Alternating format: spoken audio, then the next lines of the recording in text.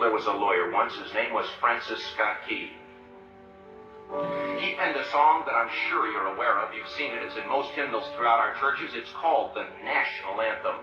It is our song as an American. We go, however, to a ball game. We stand in our church services and we sing the words of that song, and they float over our minds and our lips, and we don't even realize what we're singing. Most of us have memorized it as a child, but we've never really thought about what it means. Let me tell you a story. Francis Scott Key was a lawyer in Baltimore. The colonies were engaged in vicious conflict with the mother country, Britain. Because of this conflict and the protractedness of it, they had accumulated prisoners on both sides. The American colonies had prisoners and the British had prisoners.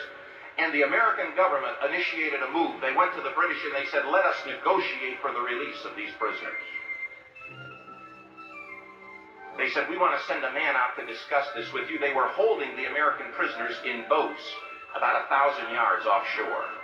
And they said, we want to send a man by the name of Francis Scott Key. He will come out and negotiate to see if we can make a mutual exchange. On the appointed day, in a rowboat, he went out to this boat and he negotiated with the British officials. And they reached a conclusion that men could be exchanged on a one-for-one basis. Francis Scott Key, jubilant with the fact that he'd been successful, went down below in the boats, and what he found was a cargo hold full of humanity, men. And he said, men, I've got news for you tonight. You're free. He said, tonight I have negotiated successfully your return to the colonies. He said, you'll be taken out of this boat, out of this filth, out of your chains. As he went back up on board to arrange for their passage to the shore, the admiral came and he said, we have a slight problem. He said, we will still honor our commitment to release these men, but it'll be merely academic after tonight. It won't matter. And Francis Scott Key said, what do you mean? He said, well, Mr. Key, he said, tonight we have laid an ultimatum upon the colonies. Your people will either capitulate and lay down the colors of that flag that you think so much of, or you see that fort right over there, Fort Henry? He said, we're going to remove it from the face of the earth. He said, how are you going to do that? He said, if you will, scan the horizon of the sea. And as he looked, he could see hundreds of little dots. And he said, that's the entire British war fleet. He said, all of the gunpowder, all of the armament is being called upon to demolish that fort. It will be here within striking distance in a matter of about 2.5 hours. He said, the war is over. These men would be free anyway. He said, you can't shell that fort.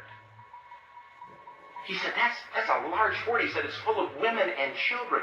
He says, it's predominantly not a military fort. He said, don't worry about it.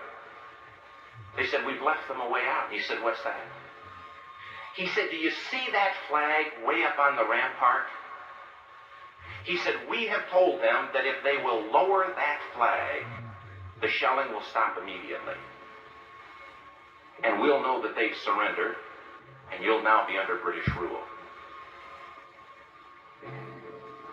Francis Scott Key went down below and told the men what was about to happen. And they said, how many ships? He said, hundreds. The ships got closer. Francis Scott Key went back up on top and he said, men, I'll shout down to you what's going on as we watch. As twilight began to fall, and as the haze hung over the ocean as it does at sunset, suddenly the British war fleet unleashed. He says the sound was deafening. There were so many guns that there were no reliefs. He said it was absolutely impossible to talk or hear. He said suddenly the sky, although dark, was suddenly lit. And he says from down below, all he could hear the men, the prisoners, saying was, tell us where the flag is. What have they done with the flag? Where's our flag? Is the flag still flying over the rampart? Tell us. 1 hour, 2 hours, 3 hours into the shelling. Every time the bomb would explode and it would be close to the flag, they could see the flag in the illuminated red glare of that bomb. And Francis Scott Key would report down to the men below, it's still up. It's still up. It's not down. The admiral came and he said, your people are insane. He said, what's the matter with them? Yeah. He said, don't they understand this is an impossible situation? Francis Scott Key said he remembered what George Washington had said. He said the thing that sets the American Christian apart from all other people in the world is he will die on his feet before he'll live Amen. on his knees. Amen. The admiral said, we have now instructed all of the guns to focus on the rampart to take that flag down. He said, we don't understand something. Our reconnaissance tells us that that flag has been hit directly again and again and again, and yet it's still flying. We don't understand that. But he said, now we're about to bring every gun for the next 3 hours to bear on that point. Francis Scott Key said the barrage was unmerciful. All that he could hear was the men down below praying. The prayer, God, keep that flag flying where we last saw it. Sunrise came. He said there was a heavy mist hanging over the land, but the rampart was tall enough. There stood the flag, completely nondescript, in shreds. The flagpole itself was at a crazy angle, but the flag was still at the top. Yeah. Francis Scott Key went aboard and immediately went into Fort Henry to see what had happened. And what he found had happened was that that flagpole and that flag had suffered repetitious direct hits. And when it had fallen, but men, fathers, who knew what it meant for that flag to be on the ground, although knowing that all of the British guns were trained on it, walked over and held it up humanly until they died. Their bodies were removed and others took their place. Francis Scott Key said what held that flagpole in place at that unusual angle were patriots' bodies. All the bodies.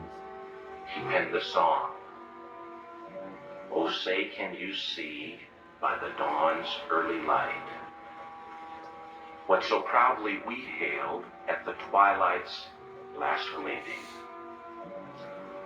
Or the rocket's red glare, the bombs bursting in air, gave proof through the night that the flag was still there. Oh, say, does that star-spangled banner yet fly and wave o'er the land of the free and the home of the brave? The debt was demanded. The price, it was paid. Oh, say, can you see by the dawn's early light what so proudly we hailed at the twilight's last gleaming, whose broad stripes and bright stars through the perilous fight for the ramparts we watched were so gallantly streaming, and rockets sprinkling the bombs bursting in air gave proof through the night that our flag was still there. Oh, say, does that star spangled banner yet wave o'er the land of the free and the home of the brave? Oh, say, does that star-spangled banner yet wave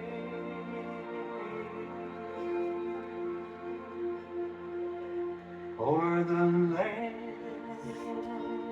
of the free and the home of the brave? Y'all share that one, would you? I can't do it right now. I'll talk to you later.